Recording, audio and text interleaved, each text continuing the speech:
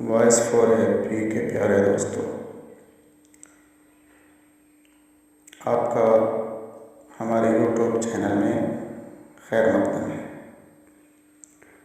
سن 470 ہجری کی بات ہے جب جیلان نامی شہر میں ایک بچہ پیدا ہوا۔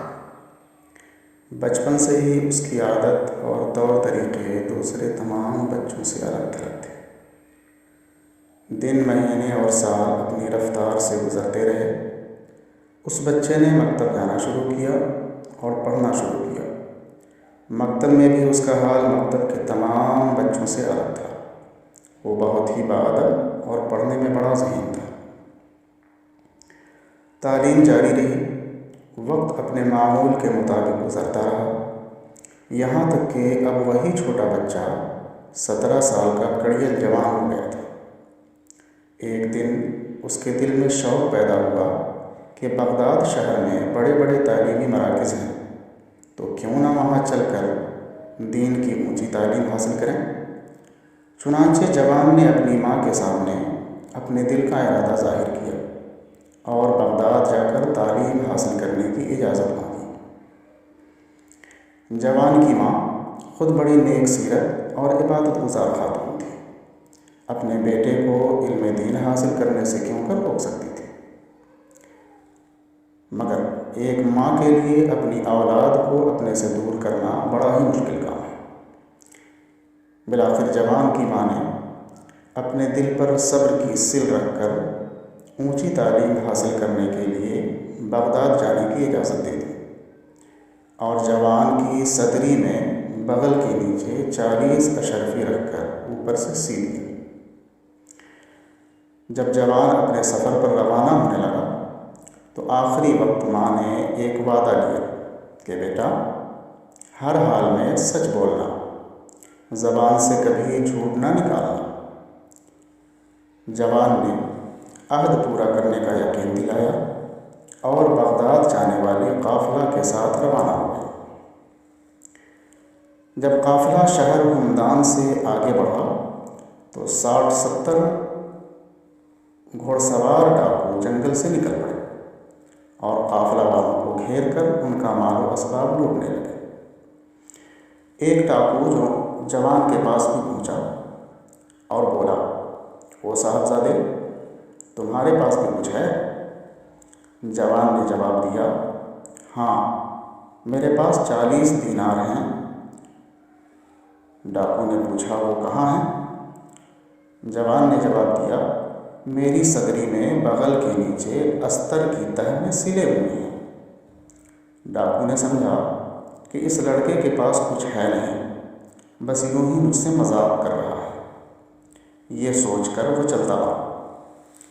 اتنے میں دوسرا ڈاکو وہاں پہنچا، اس سے بھی یہی سوال و جواب ہوا۔ جب یہ دونوں ڈاکو اپنے سردار کے پاس گئے تو اس سے جوان کا واقعہ بیان کیا۔ سردار بولا، اس لڑکے کو ذرا میرے سامنے لاؤ۔ ایک ڈاکو جوان کو بلا کر لے گیا۔ جب جوان وہاں پہنچا تو دیکھا کہ ڈاکو آپس میں قافلہ والوں کا مال بانٹ رہے ہیں۔ جوان سے ڈاکوؤں کے سردار نے پوچھا، بتاؤ صاحبزادے، تمہارے پاس کچھ ہے؟ جوان نے جواب دیا، میرے پاس 40 اشرفیاں ہیں۔ سردار نے پوچھا، وہ اشرفیاں کہاں ہیں؟ تو جوان نے جواب دیا، میری صدری میں بغل کے نیچے سلی ہوئی ہے۔ سردار نے صدری کا سیون ادھروا دیا، دیکھا تو واقعی 40 اشرفیاں موجود ہیں۔ ڈاکوؤں کا سردار جوان کی صاف گوئی اور سچ بولنے پر دنگ رہ گیا۔ اس نے سوچا کہ آخر جوان نے اپنا مال بتایا کیوں، جبکہ سارے لوگ ڈاکوؤں سے اپنا مال چھپانے کی پوری کوشش کرتے ہیں۔ چنانچہ سردار نے بڑے تعجب کے ساتھ جوان سے پوچھا، میاں صاحبزادے، تم نے اپنا یہ مال ہم سے چھپایا کیوں نہیں؟ ہم سے صاف صاف کیوں بتا دیا تم نے؟ جوان نے بتایا کہ سفر پر روانہ ہوتے وقت میری ماں نے سچ بولنے کا مجھ سے وعدہ لیا تھا، اس لیے میں سچ ہی بولا، کیونکہ میں اپنی ماں سے کیا ہوا وعدہ نہیں توڑ سکتا تھا۔ جوان کی یہ گفتگو سن کر ڈاکوؤں کا سردار پھوٹ پھوٹ کر رو پڑا اور کہنے لگا کہ تم نے ایسے ڈر اور خوف کے وقت اپنے ماں سے کیے ہوئے وعدے کو نہیں توڑا، اور میرا حال یہ ہے کہ سالہ سال سے اپنے رب سے کیے ہوئے وعدے کو توڑ رہا ہوں۔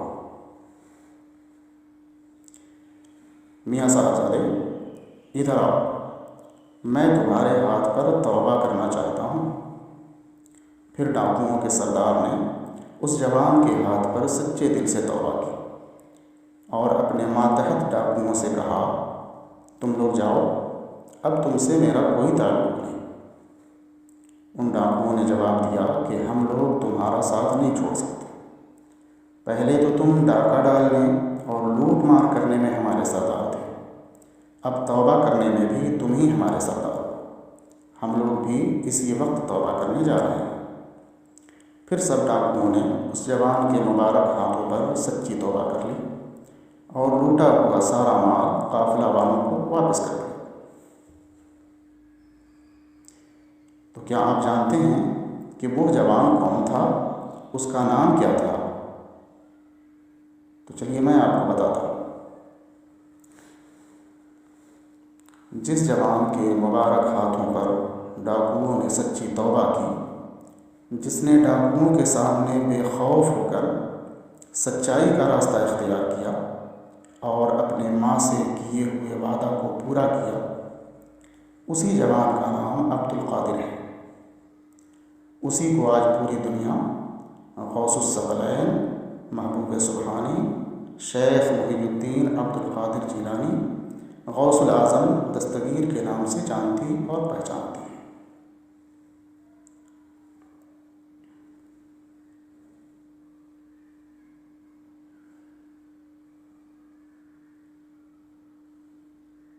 خدا حافظ۔